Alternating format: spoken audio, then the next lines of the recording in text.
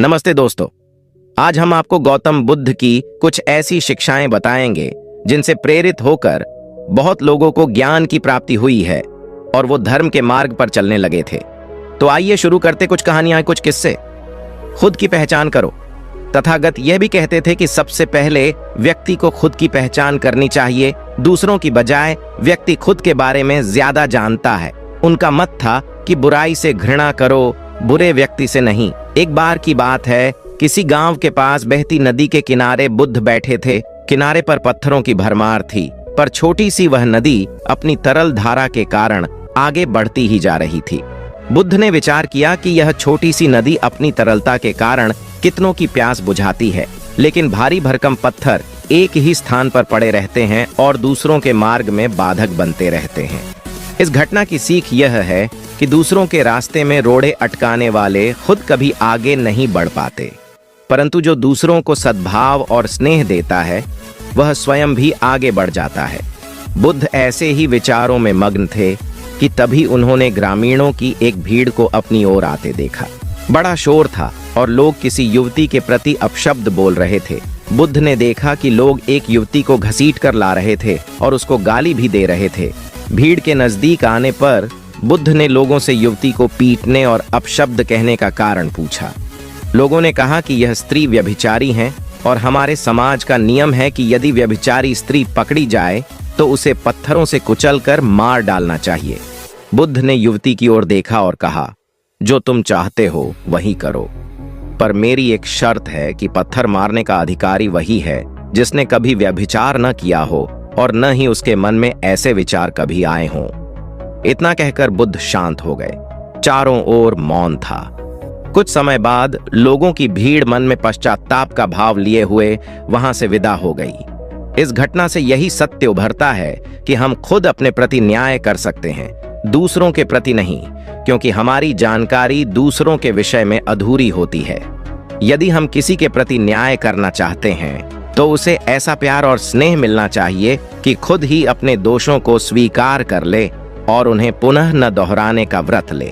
सबसे बड़ा दान। कई दिनों के दौरे के बाद भगवान बुद्ध मगध की राजधानी राजगृह से प्रस्थान करने वाले थे। लोगों को जब यह पता चला तो वे उनके लिए भेंट आदि लेकर उनके दर्शनों के लिए आने लगे। अपने शिष्यों के साथ बैठे हुए बुद्ध लोगों की भेंट स्वीकार कर रहे थे। सम्राट बिंबिसार ने उन्हें भूमि, खाद्य, वस्त्र, वाहन आदि प्रदान किए। नगर सेठों ने भी धन धान्य और सुवर्ण आभूषण उनके चरणों में अर्पित कर दिए। सभी के दान को स्वीकार करने के लिए बुद्ध अपना दायां हाथ उठाकर स्वीकृति इंगित कर देते थे। भीड़ में एक वृद्धा भी थी। वह बुद्ध से बोली, भगवान, मैं बहुत निर्धन हूँ, मेरे पास आपको देने के लिए कुछ भी नहीं है। आज मुझे पेड़ से एक आम गिरा हुआ मिल गया। मैं उसे खा रही थी, तभी मैंने आपके प्रस्थान करने का समाचार सुना। उस समय तक मैं आधा आम खा चुकी थी। मैं भी आपको कुछ अर्पित करना चाहती हूँ, लेकिन मेरे पास इस आधे खाए हुए आम के सिवा कुछ भी नहीं है। इसे ही मैं आपको भेंट करना चाहती हूँ। कृपया मेरी भेंट स्वीकार करें। वहां उपस्थित अपार जन समुदाय, राजा महाराजाओं और सेठों ने देखा कि भगवान बुद्ध अपने आसन से उठकर नीचे आए और उन्होंने दोनों हाथ फैलाकर वृद्धा का आधा आम स्वीकार किया। सम्राट बिंबिसार ने चकित होकर बुद्ध से पूछा, भगवान, एक से बढ़कर एक अनुपम और बहुमूल्य उपहार तो आपने केवल हाथ हिलाकर ही स्वीकार कर लिए, लेकिन इस बुढ़िया के झूठे आम को लेने के लिए आप आसन से नीचे उतर कर आ गए। इसमें ऐसी कौन सी विशेषता है? बुद्ध मुस्कुराकर बोले, इस वृद्धा ने मुझे अपनी समस्त पूंजी दे दी है। आप लोगों ने मुझे जो कुछ भी दिया है वह तो आपकी संपत्ति का कुछ अंश ही है, और उसके बदले में आपने दान करने का अहंकार भी अपने मन में रखा है। इस वृद्धा ने मेरे प्रति अपार प्रेम और श्रद्धा रखते हुए मुझे सर्वस्व अर्पित कर दिया है, फिर भी उसके मुख पर कितनी नम्रता और करुणा है। गांठ। महात्मा बुद्ध की अद्भुत कहानी। एक दिन बुद्ध प्रातः भिक्षुओं की सभा में पधारे। सभा में प्रतीक्षारत उनके शिष्य यह देख चकित हुए कि बुद्ध पहली बार अपने हाथ में कुछ लेकर आए थे। उनके हाथ में एक रूमाल था। बुद्ध के हाथ में रूमाल देखकर सभी समझ गए कि इसका कुछ विशेष प्रयोजन होगा। बुद्ध अपने आसन पर विराजे। उन्होंने किसी से कुछ न कहा और रूमाल में कुछ दूरी पर 5 गांठें लगा दी। सब उपस्थित यह देख मन में सोच रहे थे कि अब बुद्ध क्या करेंगे, क्या कहेंगे। बुद्ध ने उनसे पूछा, कोई मुझे यह बता सकता है कि क्या यह वही रूमाल है जो गांठें लगने के पहले था? शारिपुत्र ने कहा, इसका उत्तर देना कुछ कठिन है। एक तरह से देखें तो रूमाल वही है, क्योंकि इसमें कोई परिवर्तन नहीं हुआ है। दूसरी दृष्टि से देखें तो पहले इसमें 5 गांठ नहीं लगी थीं, अतः यह रूमाल पहले जैसा नहीं रहा। और जहां तक इसकी मूल प्रकृति का प्रश्न है, वह अपरिवर्तित है। इस रूमाल का केवल बाह्य रूप ही बदला है, इसका पदार्थ और इसकी मात्रा वही है। तुम सही कहते हो शारिपुत्र, बुद्ध ने कहा। अब मैं इन गांठों को खोल देता हूं। यह कहकर बुद्ध रूमाल के दोनों सिरों को एक दूसरे से दूर खींचने लगे। तुम्हें क्या लगता है शारिपुत्र, इस प्रकार खींचने पर क्या मैं इन गांठों को खोल पाऊंगा? नहीं तथागत, इस प्रकार तो आप इन गांठों को और अधिक सघन और सूक्ष्म बना देंगे और ये कभी नहीं खुलेंगी, शारिपुत्र ने कहा। ठीक है, बुद्ध बोले। अब तुम मेरे अंतिम प्रश्न का उत्तर दो कि इन गांठों को खोलने के लिए मुझे क्या करना चाहिए? शारिपुत्र ने कहा, तथागत, इसके लिए मुझे सर्वप्रथम निकटता से यह देखना होगा कि ये गांठें कैसे लगाई गई हैं। इसका ध्यान किए बिना मैं इन्हें खोलने का उपाय नहीं बता सकता। तुम सत्य कहते हो शारिपुत्र, तुम धन्य हो, क्योंकि यही जानना सबसे आवश्यक है। आधारभूत प्रश्न यही है। जिस समस्या में तुम पड़े हो, उससे बाहर निकलने के लिए यह जानना जरूरी है कि तुम उससे ग्रस्त क्यों कर हुए। यदि तुम यह बुनियादी मौलिक परीक्षण नहीं करोगे तो संकट अधिक ही गहराएगा। लेकिन विश्व में सभी ऐसा ही कर रहे हैं। वे पूछते हैं, हम काम, क्रोध, लोभ, मोह, अहंकार, परिग्रह आदि आदि वृत्तियों से बाहर कैसे निकलें? लेकिन वे यह नहीं पूछते कि हम इन वृत्तियों में कैसे पड़े। सुख क्या है? एक दिन बहुत से भिक्षु बैठे बात कर रहे थे कि संसार में सबसे बड़ा सुख क्या है। अगर संसार में सुख ही था तो छोड़कर क्यों आए? जब संसार में दुख ही दुख रह जाए तभी तो कोई संन्यास्त होता है। जब यह समझ में आ जाए कि यहाँ कुछ भी नहीं है, खाली पानी के बबूले हैं, आकाश में बने इंद्रधनुष हैं, आकाश कुसुम है, यहाँ कुछ भी नहीं है, तभी तो कोई सन्यासी होता है। सन्यास का अर्थ ही है संसार व्यर्थ हो गया है जानकर, अनुभव से, अपने ही साक्षात्कार से। ये भिक्षु ऐसे ही भागकर चले आए होंगे। किसी की पत्नी मर गई होगी, सन्यासी हो गया। किसी का दिवाला निकल गया तो सन्यासी हो गया। अब तुम देखना, बहुत से लोग सन्यासी होंगे, फिर कुछ और बचता भी नहीं।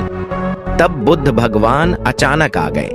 पीछे खड़े होकर उन्होंने भिक्षुओं की बातें सुनी, चौंके। फिर कहा, भिक्षुओं, भिक्षु होकर भी ये सब तुम क्या कह रहे हो? ये सारा संसार दुख में है, इसमें तुम बता रहे हो। कोई कह रहा है राज्य सुख, कोई कहता है काम सुख दुख में है, इसमें तुम बता रहे हो।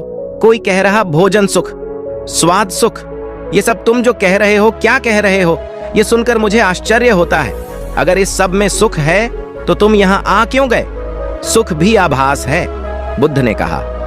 दुख सत्य है और सुख नहीं है ऐसा नहीं, पर संसार में नहीं है। संसार का अर्थ ही है जहाँ सुख दिखाई पड़ता है, और है नहीं। जहाँ आभास होता है, प्रतीति होती है, इशारे मिलते हैं कि है, लेकिन जैसे जैसे पास जाओ पता चलता है नहीं है। फिर सुख कहाँ है? बुद्ध ने कहा, बुद्धोत्पाद में सुख है।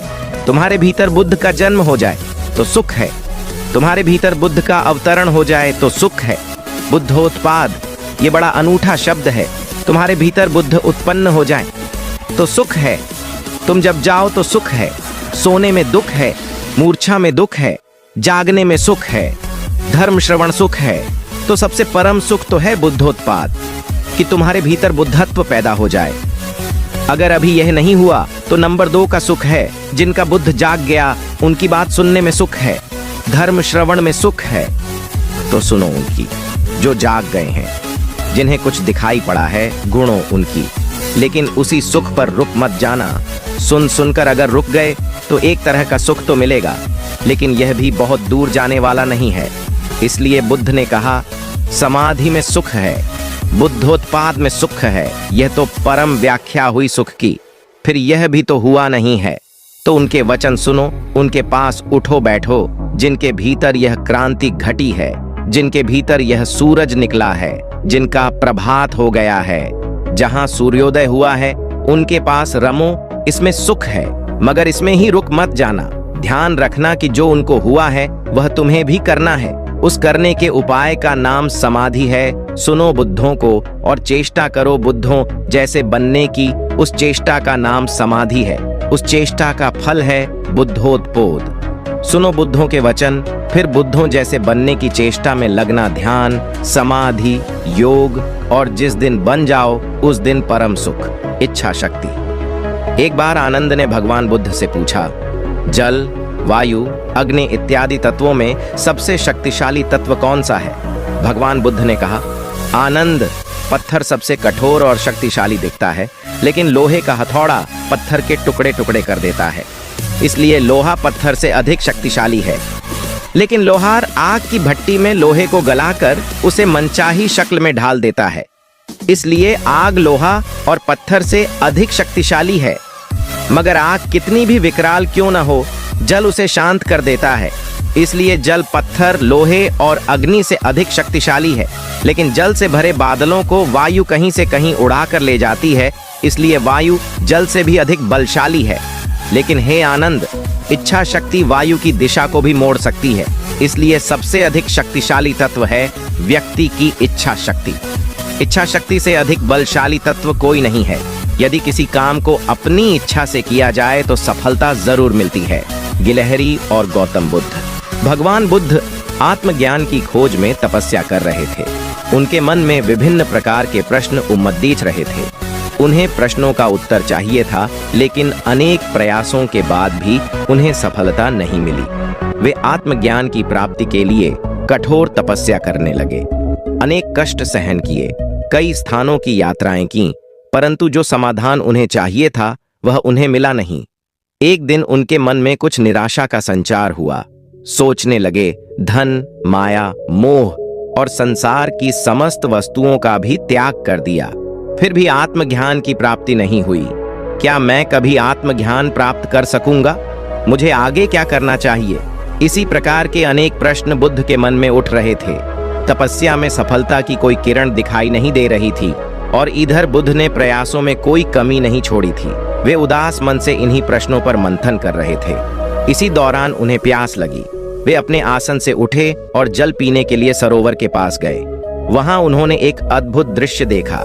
एक गिलहरी मुंह में कोई फल लिए सरोवर के पास आई।